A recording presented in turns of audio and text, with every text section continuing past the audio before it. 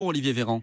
Bonjour. Vous êtes neurologue, ancien député socialiste. Si on a voulu vous inviter aujourd'hui, c'est notamment parce que vous aviez déjà dénoncé cette pénurie dans un rapport, c'était il y a 3 ans. Est-ce que depuis, vous diriez que l'hôpital s'est encore un peu plus enfoncé ? Enfoncé, je ne sais pas. En tout cas, oui, il y a toujours des problèmes et des tensions sur la démographie médicale à l'hôpital. Il faut dire aussi que les solutions sont des solutions qui ne seront pas efficaces tout de suite à la minute. Donc, malheureusement, on a tardé avant de prendre à bras le corps le problème. C'est chose faite depuis 2013, progressivement. Donc, il faudra du temps pour que ce soit pleinement efficace. Ouais. On va parler des solutions possibles dans un instant, mais d'abord, le constat, poursuivre le constat. Cette pénurie, est-ce que pour vous, elle amène un risque, un vrai risque pour les patients ? Cette pénurie, elle amène un risque pour l'hôpital. Et donc, par effet de rebond, elle amène un risque pour les patients. Quand vous n'avez plus suffisamment de médecins pour faire tourner des équipes, ça pose des problèmes de continuité des soins, de qualité des soins, de sécurité des soins. Lorsque le surcoût, moi je l'avais estimé à 1,5 milliard d'euros par an quand même, pour l'ensemble des hôpitaux, c'est pas rien. Lorsque vous avez un surcoût pareil, c'est de l'argent que vous n'investissez pas dans l'innovation, dans la télémédecine, dans le recrutement de personnel.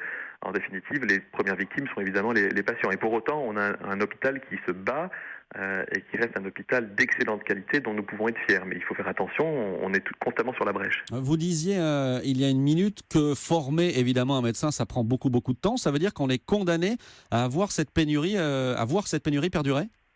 Mon opinion personnelle, elle est qu'on a avant tout un problème démographique. On a un problème de démographie médicale. On a un numerus clausus qui ne signifie absolument plus rien. C'est-à-dire qu'on limite à 8000 et quelques le nombre de jeunes médecins qui peuvent être formés chaque année. Et dans le même temps, vous avez des milliers de médecins français qui sont en train de se former dans d'autres pays de l'Europe, notamment en Europe de l'Est, et qui viendront ensuite exercer dans nos hôpitaux. Moi, je considère qu'il vaut mieux supprimer aujourd'hui un numerus clausus, augmenter nos capacités de formation pour faire face à la demande. Et effectivement, quand on aura pris cette décision, il faudra encore 10 ans pour arriver à avoir un grand nombre de médecins en formation. Alors heureusement, il y a d'autres solutions. La loi de santé prévoit ce qu'on appelle les groupements hospitaliers de territoire, qui permet d'avoir une logique de coopération entre les hôpitaux. Ça veut dire qu'il y aura des équipes médicales qui vont travailler sur plusieurs hôpitaux, qui vont collaborer les unes avec les autres. Pardon ? On va s'échanger les médecins.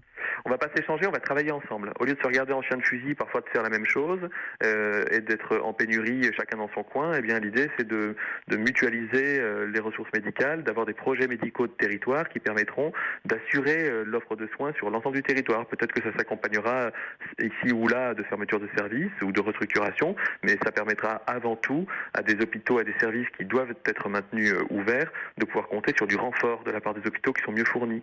Donc ça c'est une vraie mesure. La loi de santé l'introduit, c'était très attendu par les hospitaliers, par l'hôpital en général. Une toute dernière question, Olivier Véran, est-ce que nous sommes les seuls en Europe à être dans cette situation-là ? On n'est pas les seuls en Europe, mais on est les seuls en Europe à faire reposer la majorité des soins sur les médecins. C'est-à-dire qu'on n'a pas encore transféré beaucoup de missions sur les paramédicaux, on n'est pas très bon sur la coopération, et on est un pays qui fonctionne beaucoup en silo. Vous avez un silo de la médecine de ville qui communique peu avec le silo de l'hôpital. Et oui, on est l'un des seuls pays en Europe à limiter de cette façon-là le nombre de médecins formés, tout en se plaignant dans le même temps d'avoir une pénurie.